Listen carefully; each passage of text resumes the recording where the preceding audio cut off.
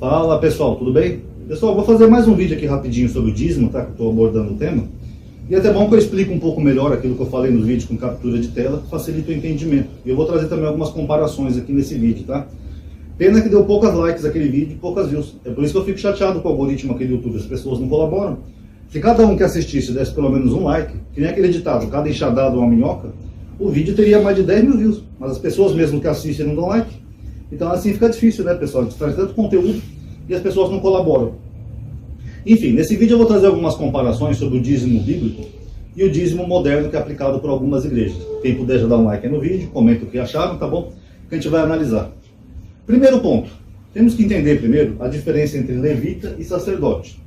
O que é um levita? Levita é um descendente de Levi, uma das 12 tribos de Israel. Jacó teve 12 filhos, um dos filhos dele se chamava Levi, então todos que eram os descendentes dele eram chamados de levitas. E o que é sacerdote? Sacerdote são os descendentes de Arão, o irmão de Moisés, segundo a Bíblia. Então Deus determinou que os descendentes de Arão seriam sacerdotes, tá? O sacerdote ele ministrava o culto e as coisas referentes às obrigações ritualísticas do templo, como por exemplo uma circuncisão, uma oferta para expiação do pecado, uma leitura da Torá, tudo isso era feito pelo sacerdote. E o levita cuidava das coisas que eram consagradas a Deus, desde a Arca da Aliança, pães consagrados, pães da preposição, até o serviço e manutenção do templo era feito pelos levitas. Então eles tinham funções diferentes, tá? Apesar de ambos serem ligados ao sacerdócio, mas eles tinham funções que eram diferentes. Os levitas, segundo a Bíblia, Deus separou, quando ele dividiu as heranças, né, a terra para as tribos de Israel, ele deixou os levitas de fora, para que eles pudessem habitar na cidade dos outras tribos, e como herança eles iam receber os dízimos. Esses dízimos eram o quê? Era anual, tá? Esses dízimos, que nem eu mostrei no esboço para vocês, que era o Maser Rishon, eles eram anuais, tá? Anuais, tá? Deixa eu colocar do outro lado aqui, que o levita está do outro lado, tá? Então, todo ano, aquilo que era produzido pela terra, ou gado, era dado ao levita.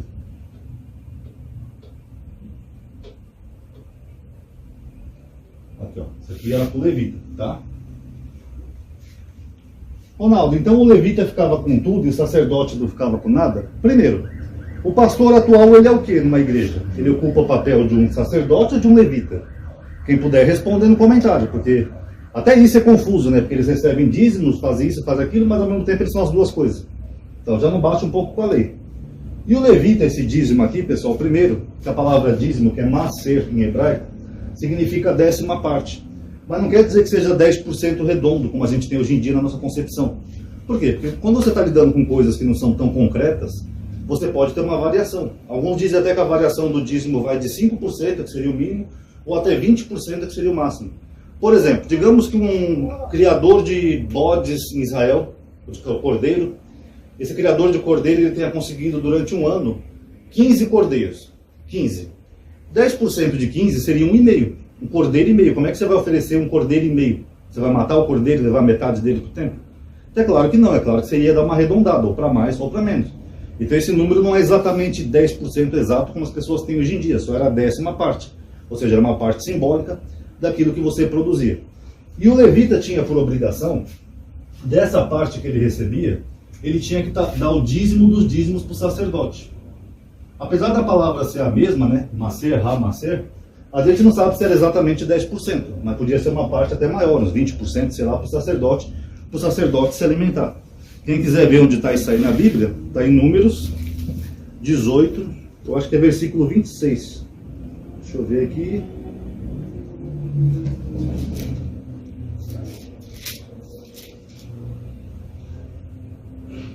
Isso, versículo 26, ó. Quando tiverdes 12 israelitas, os dízimos que vos dou como herança da parte deles, dos levitas, separarei a parte de Deus, o dízimo dos dízimos.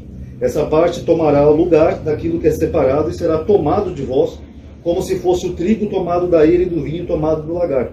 Assim, pois, vós também retirareis a parte de Deus de todos os dízimos que receberdes dos israelitas. Dareis aquilo que houver separado para Deus ao sacerdote Arão. Então, o levita, desse dízimo que ele recebia, vamos pegar os números redondos aqui. Então o levita, ele não recebe, vamos supor que ele recebesse 10%, que seria o dízimo. Mas o levita não ia ficar com 10%, ele ia ficar com 9%, tá? Pegando números exatos, porque ele tinha que dar o dízimo dos dízimos. Então, o sacerdote, que seria o pastor moderno, ele ia receber só 1% desses dízimos. Pô, só isso. Então, só aí você vê que não bate essa conta de um pastor ficar com 10% do salário da pessoa todo santo mês. Aí já tem uma malandragem aí por trás. Ah, Ronaldo, mas peraí. Se esse dízimo era anual, como é que o levita e o sacerdote faziam para comer o ano inteiro? Eles ficavam passando fome? Porque, bem ou mal, digamos que eles recebessem bastante comida durante o final de uma colheita. E o resto do ano? Um ano tem 12 meses. Como é que eles faziam? Bom, pessoal, esse primeiro dízimo, ele era assim, anual. Mas tem os outros tipos de dízimo, que na verdade não é bem dízimo, né? Na verdade seria... Eu vou colocar aqui holocaustos. E nem a palavra é a mesma, tá? Holocaustos. Esses holocaustos, pessoal, também envolvem as primícias. Primícia significa primeiro, tá? E essas primícias, elas eram dadas, sim, ao sacerdote. O que são as primícias? As primícias são aquelas coisas que eles eram obrigados a contribuir por uma série de motivos. Pode ser por uma falta. Vamos supor que alguém cometeu um pecado. Então tinha que fazer uma oferta para expiar o pecado. Essa oferta era 10% do que a pessoa produzia? Não, eram as primícias. O que é as primícias? As primícias é a principal parte do que a pessoa produzia. Então seria 10% das primícias, e não do todo, como hoje em dia as igrejas fazem. Por exemplo, digamos que um judeu tenha cometido um pecado, lá, sei lá, fraudou o seu vizinho. Aí vai para o Sinédrio, e o Sinédrio determina que ele dê 10% das primícias.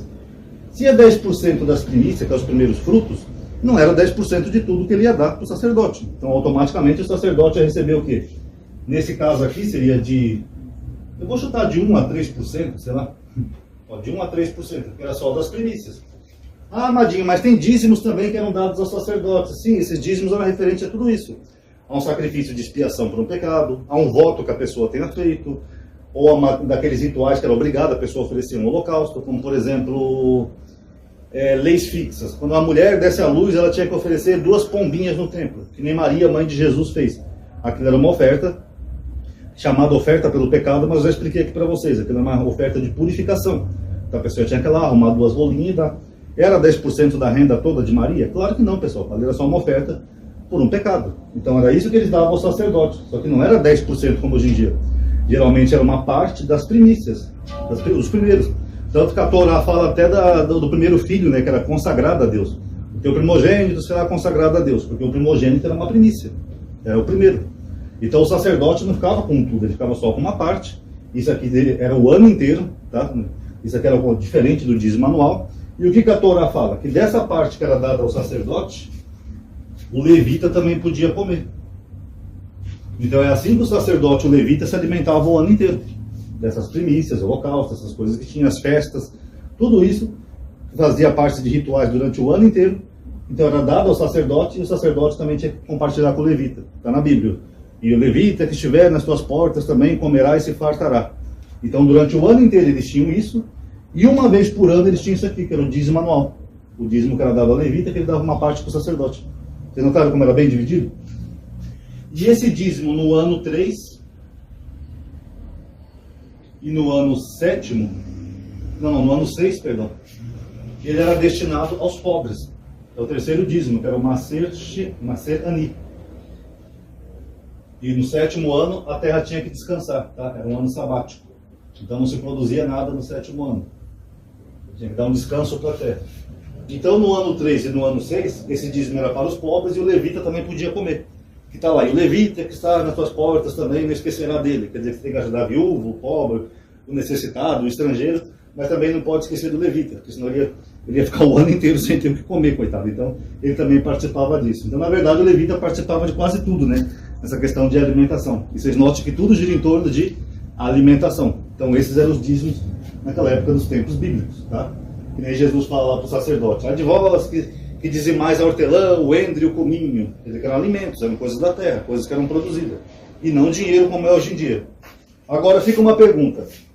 Algum sacerdote ou algum levita na época ficava com 10% daquilo que a pessoa produzia? Não. Então por que o pastor fica hoje em dia? 10% todo santo mês que uma pessoa produz é muita coisa, vocês não acham, pessoal? Pega o salário mínimo, acho que agora está 1.800, né? Daria 180 todo mês. É muita coisa, né? A cada 10 dizimistas, o pastor já ganhou o salário inteiro de um fiel. Você tem 10 dizimistas que ganham 1.800 por mês, cada um dá 180, cada 10 o pastor já ganhou um salário mínimo inteiro. Outra questão que eu faço uma pergunta é o seguinte: se Deus determinou aqui o sacerdote e o levita por descendência, como que os pastores hoje em dia eles alegam que podem receber dízimo se eles não são nem descendentes de Arão e nem de Levi? Porque hoje em dia, um pastor é alguém que pega uma Bíblia, tira um CNPJ, abre uma igreja e sai pregando por aí, não é assim que funciona? Então fica essa pergunta: quem que deu uma procuração para o pastor ter autorização para receber dízimo dos outros?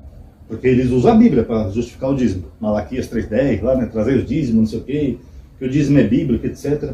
Agora, quem que deu autoridade para esses homens receberem dízimos? Vocês não são nem dessas tribos hebreias aqui.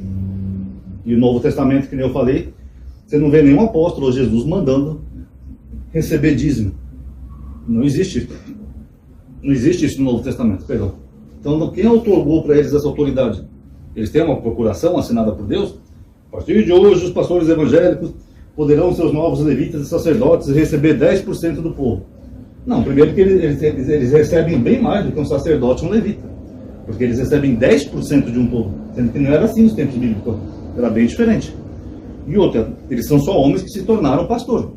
Aí dizem que o dinheiro é para a obra de Deus. Peraí, comprar casa, mansão, fazenda é para a obra de Deus? Esse Deus todo-poderoso, ele não pode dar uma fazenda para o pastor se ele quiser? Ele tem que pedir do dinheiro do fiel, do pobrezinho? Quer dizer que Deus é poderoso. Ele criou o céu, a terra, tudo que há, os sóis, a estrela, o buraco negro. Mas para abençoar o pastor, ele não pode fazer um milagre. Ele tem que pedir para o fielzinho, pobrezinho, que trabalha um mês inteiro para dar 10% para o pastor? Complicado, né, pessoal? Por isso que eu falo que essa questão de dízimo, eu até acho justo que o pastor possa se alimentar. Se ele ganhasse bastante, pelo menos, para se alimentar, e se ele repartisse o dízimo, como era aqui nos tempos bíblicos, seria até justo. Ou se vivesse de ofertas, pelo menos, né? Ofertas não tem nada de errado. Se a pessoa quiser fazer uma oferta, inclusive a Bíblia fala disso, né? De oferta alçada. Não teria nada contra.